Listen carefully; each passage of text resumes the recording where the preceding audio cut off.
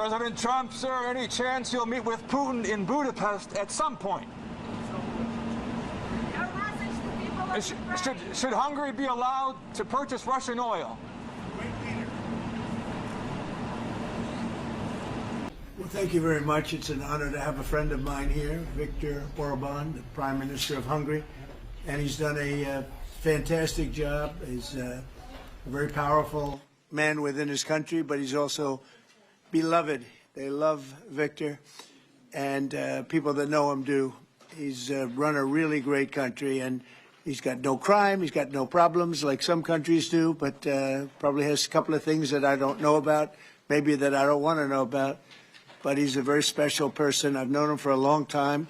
We're going to be talking trade. We're going to be talking a little bit of Russia, Ukraine. We'll be talking about energy and energy prices. We have energy down to a pretty low point right now in the United States. We're drilling, drill baby drill, we call it. But energy costs are very low. Our general costs are very low. And I just saw that Walmart came out with a statement last night. They've done it for many years, that Thanksgiving this year will cost 25% less than Thanksgiving last year under Sleepy Joe Biden. So that's a big difference. That's a big difference. 25% less Thanksgiving. And I think that's a very good chart. They include everything that you need for Thanksgiving. So it's 25% less this year than it was last year. And that's true. That's emblematic of the rest of prices. Energy prices are way down from what they were last year. Inflation is almost non-existent. We have inflation down to a very low number, whereas Biden, as you know, is the worst inflation in the history of our country. So we're doing very well. We have a shutdown, as you probably know, because the Democrats have gone, they're crazy. They're crazy, but they don't care if they hurt the country. But we've approved it 14 times. We've approved opening up 14 times, and they keep rejecting it. And I guess maybe they will again. Let's see what happens. They want to have a lot of bad things happen, bad things for our country. We're not going to give $1.5 trillion to people that came into our country illegally. We're not going to do it. To people who came from prisons, they came from mental institutions, they're drug dealers, and they want to give them medical care. $1.5 trillion. And we're not going to do other things that they're requesting also. So I just want to welcome this really good person.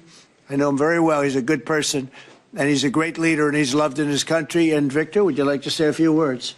Thank you very much, President. Thank you. First of all, may I say that thank you very much for the invitation. It's good to see you, President, back to the White House. And good to be back after 6 years, anyway, again, to see you here. Yeah. As we have met last time. The reason why we are here to open a new chapter between the bilateral relation of the United States and Hungary, basically because during the Democrat administration, everything was ruined. So after your leaving president, everything was basically broke, ruined, cancelled, a lot of harm done by the previous administration. In the last 10 months, President, what you have done, we are very much grateful for that. You restored the old level of the relationship. You improved the bilateral relation. You repair what was done badly by the previous administration. So now we are in quite a good position to open up a new chapter, let's say a golden age between the United States and Hungary, and we have plenty of suggestions for today: economic cooperation, military cooperation, and political cooperation. And the main issue, probably, President, you know, we are neighboring Ukraine, sure, which is in war. It's the most important issue for us, and we would like to discuss with you how we can contribute to help you in your peace efforts. That's why we are here. You've taken a lot of Ukrainians that needed your help, and you've taken a lot of them in your country, and everybody appreciates that. Thank you very much. Yeah, we do our best. Thank you very much. Any questions, please? Go ahead. Thank you, Mr. President. Mr. Orban has requested an exemption as it relates to oil that is coming from Russia. Is that something that you are prepared to do? And may I ask Mr. Orban a question in regards to that very issue? Sure. We're looking at it because it's very difficult for him to get the oil and gas from other areas. As you know, they don't have the advantage of having sea. It's a great country. It's a big country, but they don't have sea. They don't have the ports. And so they have a difficult problem. There's another country that has that same problem, by the way. But when you look at what's happened with Europe, many of those countries, they don't have those problems. And they buy a lot of oil and gas from Russia. And as they know, I'm very disturbed by that because we're helping them and they're going and buying oil and gas from Russia. So that question could be really asked maybe more accurately if you talked about many European countries, not Hungary necessarily, because Hungary is in a different position. But many European countries are buying oil and gas from Russia, and they have been for years. And I say, what's that all about, right? Thank you. So that will be one of the issues for today, to explain clearly what would be the consequences for the Hungarian people and for the Hungarian economy not to get oil and gas from Russia, because we are supplied by pipelines. Pipeline is not an ideological or political issue, it's a physical reality, because we don't have port, exactly as the President explained to you. So we will negotiate on that point. It's vital for us anyway. Mr. Orban, there are two pipelines, as I understand it. There's a pipeline from Ukraine and there's a pipeline from Croatia. And my understanding is that the pipeline from Croatia can provide all of Hungary's energy needs. As a result, why would we need an exemption if that's the case? Okay. So when we discuss that issue, you should separate the gas and the oil. On the gas issue, which is very important for us, 90% of the Hungarian households based on heating system based on gas. So we have only one pipeline delivering gas to Hungary, which is the main pipeline, the Turkish one.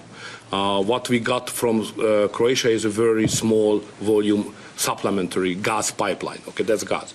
Oil is another issue. So oil is coming from the Druzhba pipeline, which is the main supply, and that is a Croatian one, which is the secondary and supplementary pipeline. We would like to convince the Croatian government to enlarge it and make it possible to deliver more. Under these circumstances, it cannot be the main pipeline. It's just supplementary. But later on, with some big investments, it could serve better the interest of Hungary. Yes, please go ahead. President, thank you. Many people see this meeting not just as an encounter between two countries, but as the symbol of the strengthening of a new conservative world alliance. Would you agree with that interpretation? And how do you see the future of Europe in the light of leaders like Viktor Orban stand up to Brussels bureaucracy and the globalist agenda? Are you from Hungary? Yes, I am. I figured. The fact is that he's a great leader, and he's respected all over, not necessarily liked by some of the leaders, but, you know, those leaders have proven to be wrong. If you look at his stance on immigration and other things, you know, if you look at Europe, they've made tremendous mistakes on immigration. It's really hurting them very badly. He has not made a mistake on immigration. So he's respected by everybody. He's liked by some. And I can tell you, I like and respect. I'm a double. I like and respect him. And that's the way Hungary is being led. They're being led properly. And that's why he's going to be very successful in his upcoming election. May I have a comment on that? You know, language is important because the Anglo-Saxon terminology is different from the European one. So to use categories can create some misunderstanding. So I would like to be clear as much as we can. We are the only government in Europe which consider itself as a modern Christian government. All the other governments in Europe are basically liberal leftist governments. So we try to do something from 2010 which is different from what the others are doing, even at the philosophical level and at the level of practice as well, as just the President described it, like migration.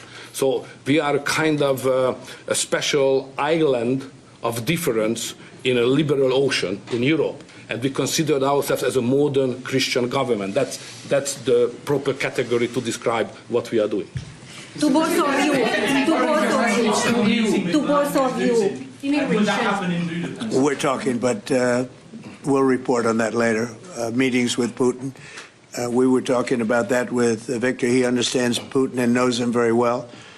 And I feel that, I mean, I'm going to let you say what you think, but I think that Victor feels we're going to get that war ended in the not too distant future. Victor, do you want to talk about that? Well, I'm strongly convinced. So the question is whether we Westerners are unified or not. The problem is that the president has huge peace efforts, which are just splendid and very positive for the European continent and all the peoples of Europe. But at the same time, we are not unified because Brussels and the Europeans have a different approach to the war. So the only pro-peace government is the United States government and the small Hungary in Europe anyway. All the other governments prefer to continue the war because many of them think that Ukraine can win on the front line, which is a misunderstanding of the situation. So it's a complicated issue. We will discuss it.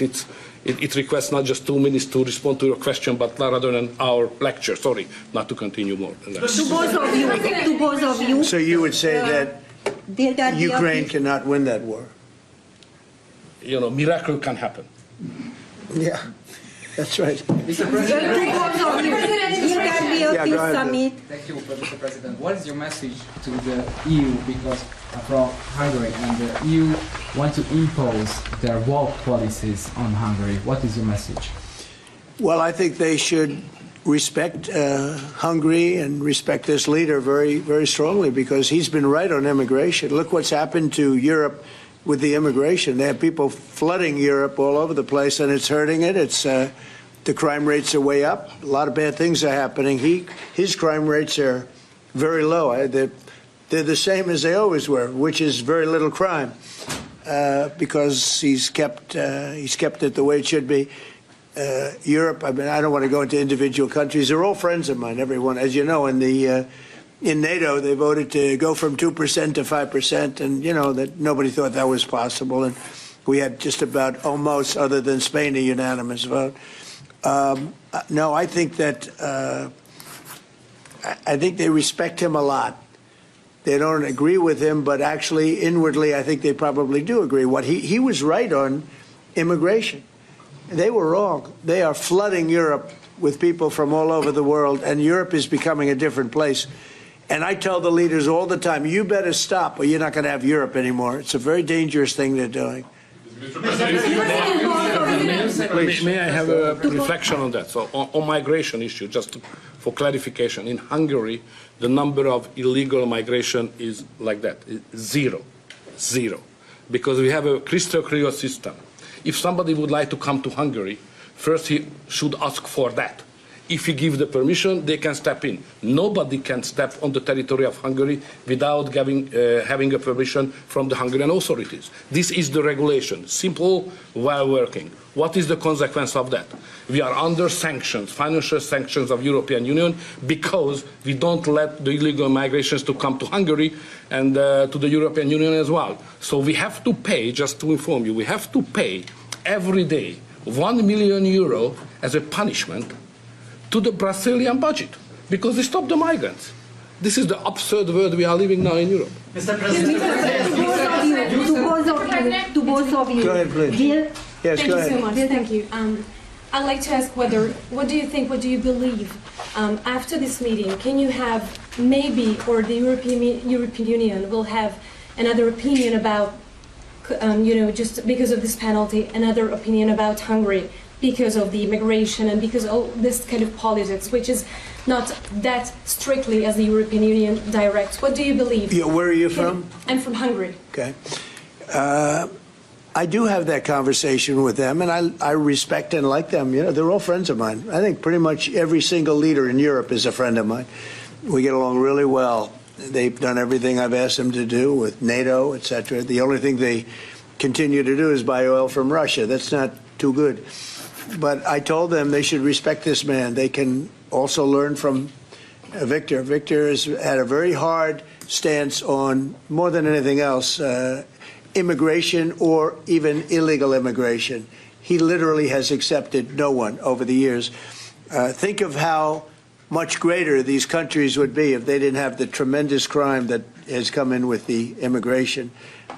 People just flowing into Europe. They've got to stop it. And not only stop it, they have to reverse it. They have to get them out. We've done that here. We have 0 people coming in now. The borders are closed. We take people, but we take them legally. But we've done it very strongly, and we're moving hundreds of thousands, millions of people out. We had, of the 20 million people, 25 million, nobody knows even what the number is. They never knew. Biden had no idea. He had no idea. I don't believe he had any idea what was happening because he wasn't about open borders. But we had open borders, and we had millions of people come in, and they were coming in from jails. They were coming in from mental institutions. They were coming in as drug dealers. We had 11,888 murderers. Half of them committed more than one murder. We're getting them all out. We're getting them out. He doesn't have that problem. But Europe does have that problem. Other parts of Europe have that problem. So, I tell them all the time, I stick up for Viktor Orban. Not a lot of people do because in many cases they're jealous. They wish they did what he did. They would have no problems if they did what he did. And I have a bigger heart than anybody, but, they've destroyed some of those countries. Some of those countries had no crime 10 years ago, and now they have quite a bit of crime. And I would say that I don't know anything about your crime levels, but I would imagine they're very low. Down. Huh? Very Not down. too high, right? No, it's very down. One of the best in Europe. I had a feeling. Sorry, may I have one remark? Sure, please. No. Just a clarification as well. I'm not here to ask how President Trump to manage my conflicts or our conflicts with the European Union. This is our matter, so we will do it. What we need is a golden age, to open a golden age of the United States-Hungary relationship. That's the biggest help we can get from United States. And maybe Europe too. We can include Europe, but it's going to get more difficult. So inside the European Union, we will manage all of our affairs. To be the most possible humble guy, yeah? But I'm the longest-serving Prime Minister of Europe. I survived all the Prime Ministers who attacked us. And I'm sure we will survive next years as well. So we will manage our conflicts successfully. Mr. President, one question for you, Mr. President. One question for the Prime Minister. Speaking of Europe, last month you said that you would not withdraw U.S. troops from Europe. Yet, 2 weeks later, the Pentagon decided to withdraw significant number of troops from Romania. So have you changed your mind, or the Pentagon ignored your assurance? No, they don't ignore anything that I say. What they do is we make changes. We move. It's the same number, total number, but we move people around. I happen to like the Romanian people. I think they're great people. And Pete, you may want to suggest something right there, please. Absolutely. No, nothing was uncoordinated with the White House. It's all part of the view that we have of Europe, and there will remain troops in Romania, but there's some change in how we rotate and how many we rotate. And the relationship with Romania is very good, right? It's very good, and we've coordinated all this with Secretary General Rutte, throughout EUCOM, throughout our allies. Everyone was notified in advance. The relationship with Romania is very good.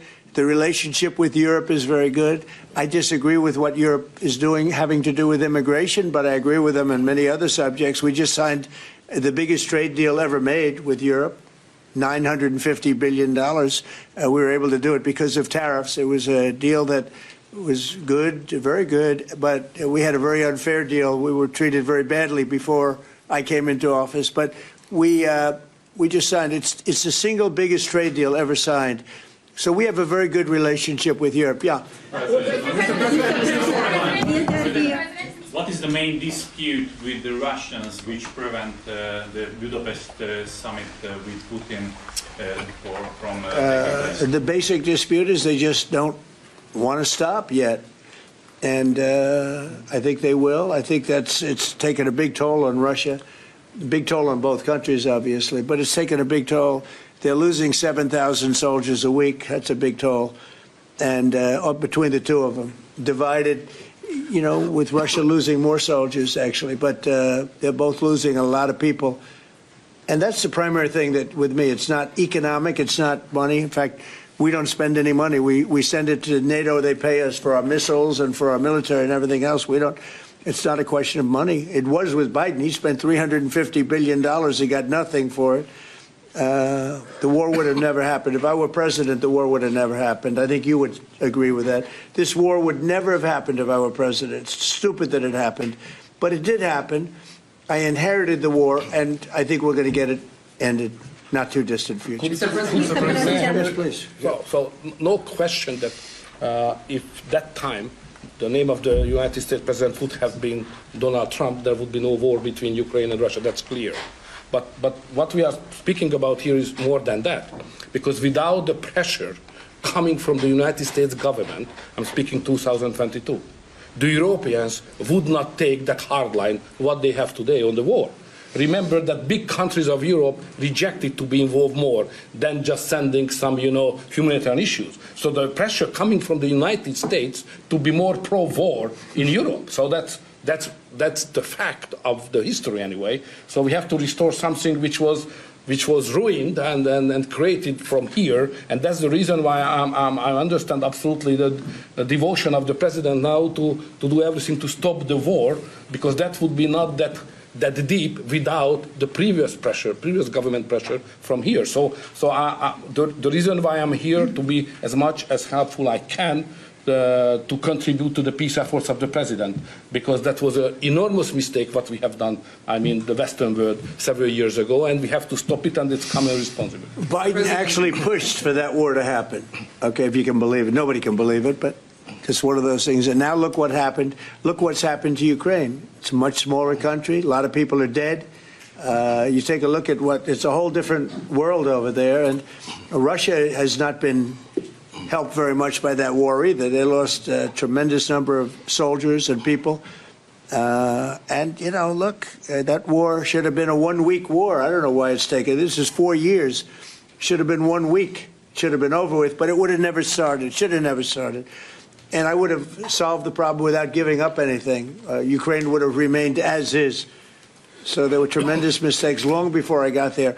I inherited that mess, and we're getting it solved, along with the 8 wars that we've already ended. Mr.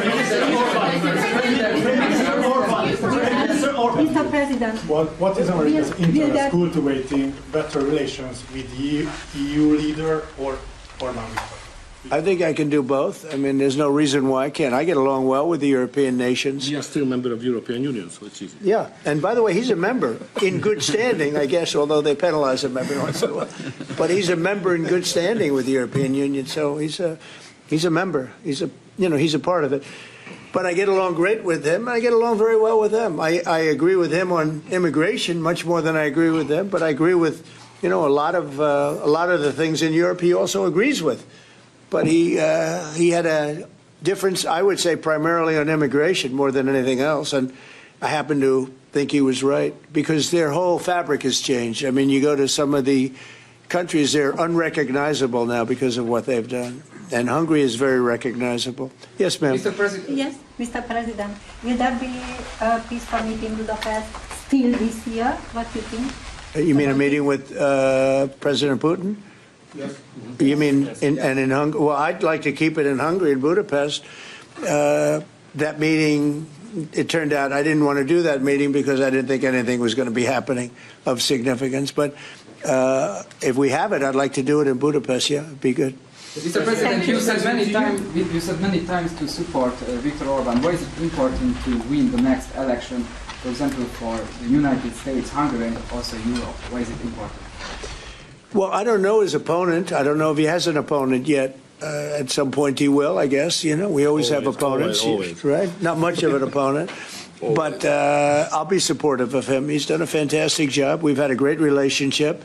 The United States, look, we had a country that had no leader. It had an auto pen, illegal auto pen, totally illegal. And that's coming out stronger and stronger. But we had no leader in the United States.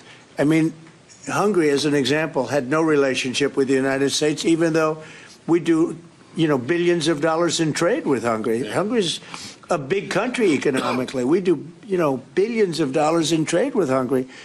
Why would they give that up? And they gave up so much else. Look, they gave up everything. This country was poorly run. I think if I didn't win the election, we might not have a country, if you want to know the truth, not a recognizable country. But our relationship was immediately good as soon as I won the election, because Viktor's one of the people that's highly respected, and we had a great relationship with Hungary. We do again. That was an easy one. Yeah. Do you and Prime Minister Orban agree on ways to put pressure on President Putin to come to the negotiating table to end the war in Ukraine? I think we agree that the war is going to end.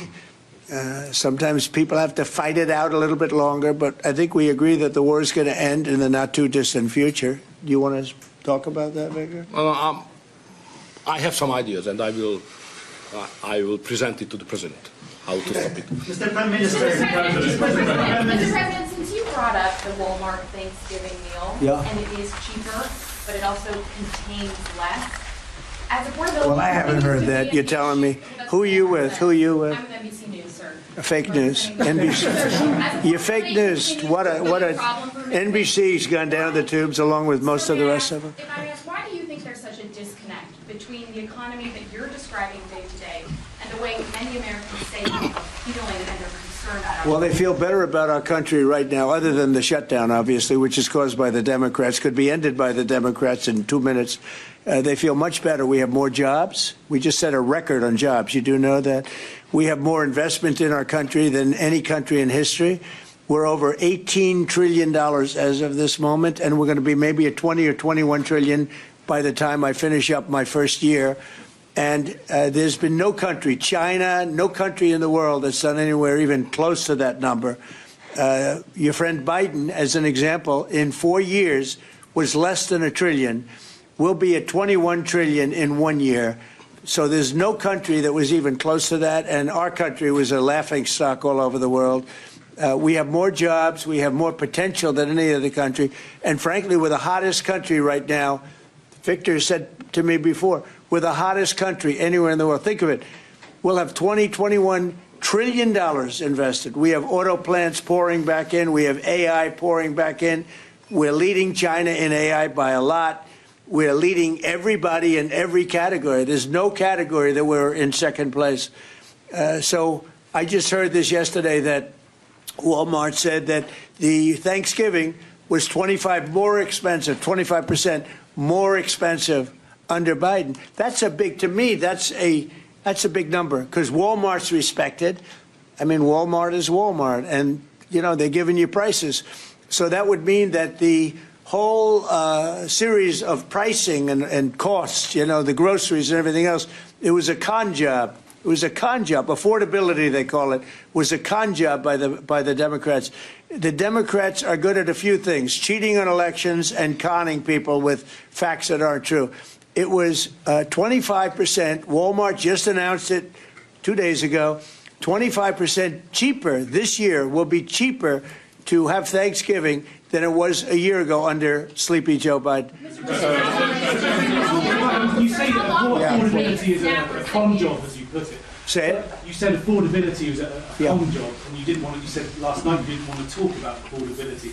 I talked about it. When did I not want to talk about it? I talk about it all the time. We are much better than Biden and all of them. Now, just so you understand, do you remember that the Biden administration had the highest inflation in 48 years, but most people say ever recorded? Do you remember that? Right? Do you remember it? Did they have the highest inflation in 48 years? Did they? Just answer me the question. You know the answer. The answer is yes. They had the worst inflation in 48 years. We have almost no inflation. We're down now to 2%, and we'll be at maybe 1%. You want to always stay above 1%, actually. You want a little tiny bit of inflation.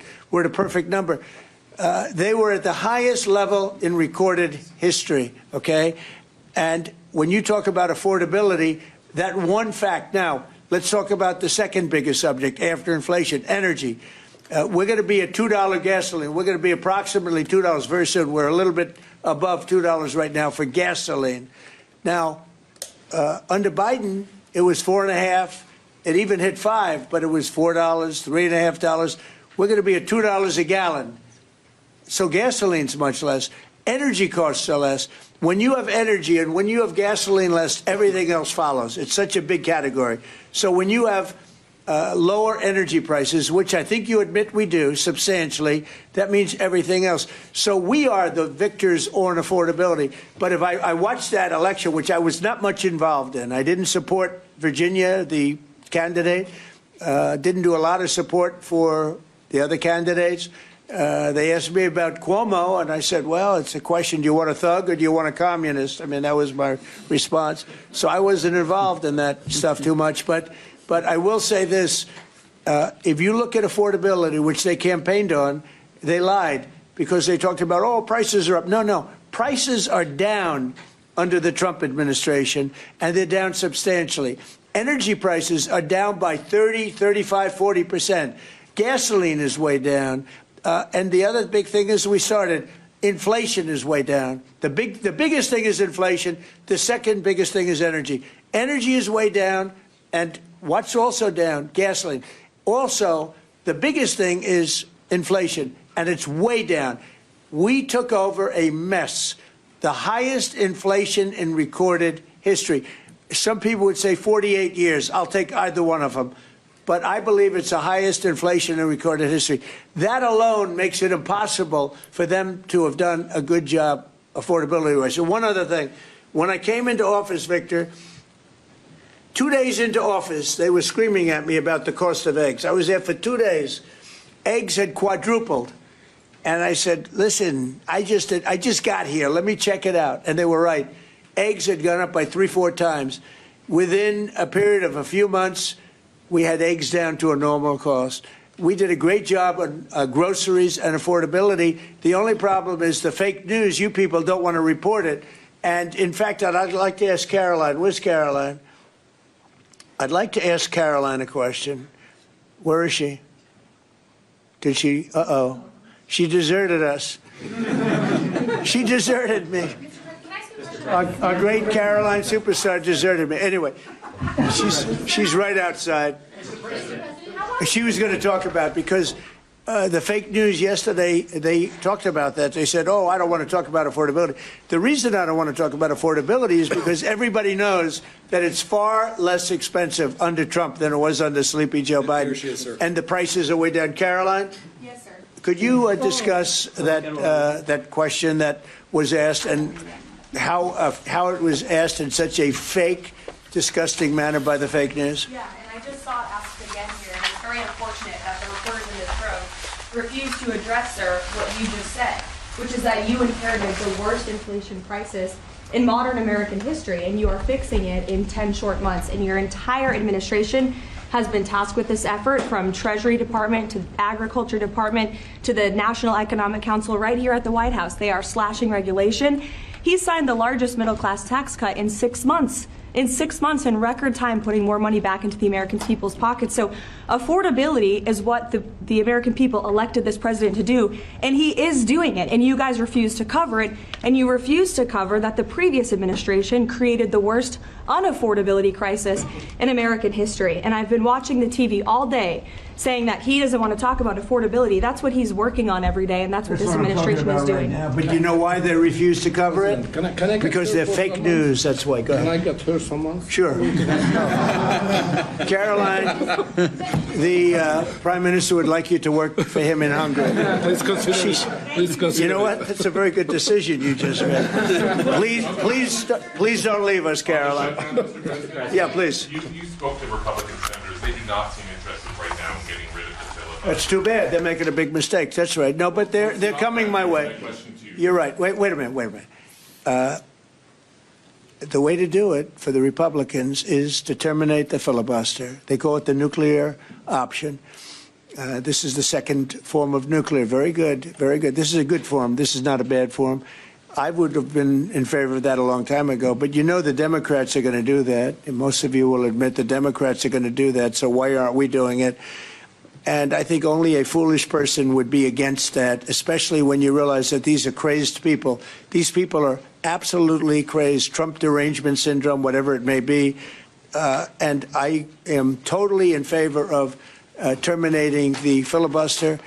And we would be back to work within 10 minutes after that vote took place. And lots of other good things would happen. And it doesn't make any sense that a Republican would not want to do that. If they're not going to do that, then it seems like you'd have to make a deal with Democrats to end the shutdown. Here's some of the things that we'd pass if we terminated the filibuster. Voter ID, no mail-in voting, no cash bail, no men and women's sports, no welfare for illegals, You could go on and on. This is 2 pages of things we'd do if you did that. Without it, I don't know that you pass anything because you can't deal with them. They're really irrational. They really are. But I was happy to see that a tremendous liability to this country, a woman that made herself rich in this country, Nancy Pelosi, has quit. And she'll be out of here pretty soon. And that I consider that to be a great asset for America, getting her out. Yeah, please go ahead. Are you really going to deal with Democrats? You're not interested in I don't know. We'll see what they have. I mean, we'll see. But they're very destructive for the country. NBC, fake news. I'm not taking you. Go ahead. Mr. President, are you worried about it backfiring in the future on Republicans? Should they get rid of the filibuster and then down the road, Democrats? Well, you know, normally I would say, well, a little bit. But the reason that I'm not is because if they ever took over power, they'll do it. Look, Joe Manchin and Sinema are 2 people that are no longer in politics because of this issue. They were opposed to what the Democrats wanted to do. They wanted to terminate the filibuster. They were opposed to it. They're no longer in politics. Again, the Democrats will do this. So if the Democrats are going to do it, I'm saying Republicans should do it before they get a chance. It's very simple. And if we do it, we will never lose the midterms and we will never lose the general election because we will have produced so many different things for our people, for the country, that it would be impossible to lose an election. Are you worried about an AI bubble? No, I love AI. I think it's going to be very helpful. So many things are happening with it. And in addition to which, we're leading China, we're leading the world in AI. We're building massive electric plants that the companies themselves are building for their plant. I've given them the right because we need so much electricity for that. Just the word is electricity, believe it or not. Double the electricity that we currently have in the country for just the AI plants. And I've allowed those companies to rebuild and build electric plants along with their facility. We're getting approvals done in less than a month, sometimes in 2 weeks, for massive, beautiful, massive buildings. And no, I'm totally in favor of it. I think it's really going to be the wave of the future, and we're leading the world. We're leading everybody by a lot. How long do you think the shutdown will last? Mr. Orban, President, how long do you think the shutdown will last? I don't know. It's up to the Democrats. We voted, the Republicans have voted 14 times to open up the country, and the Democrats have voted 14 times to hurt the country, really. They should approve it, but they might not. That's why I like the fact that we terminate the filibuster. If we terminate the filibuster, the country will be open within 10 minutes after that termination because we'll take a second vote, which is the opening of the country, and the Republicans will vote to open the country. That's one of the reasons, not the major reason, by the way. I think it's less important than the other things that we get. But if we terminate the filibuster, the second vote that we will take will be to open up the country. It'll take 10 minutes, and the country will be open. Is there any room for bipartisanship? Because it seems like that's the main purpose of the filibuster, is to create some sort of compromise. So Well, it didn't work, obviously. So You're right. That was the purpose of the filibuster, bipartisanship, but that didn't work. So are you saying the next 3 years in Washington there shouldn't be? Well, no. If the filibuster is terminated, we will have the most productive 3 years in the history of our country. If the filibuster is not terminated, then we will be in a slog with the Democrats, and very little for either party will be done. So it's a good thing. Thank you very much, everybody. Thank you.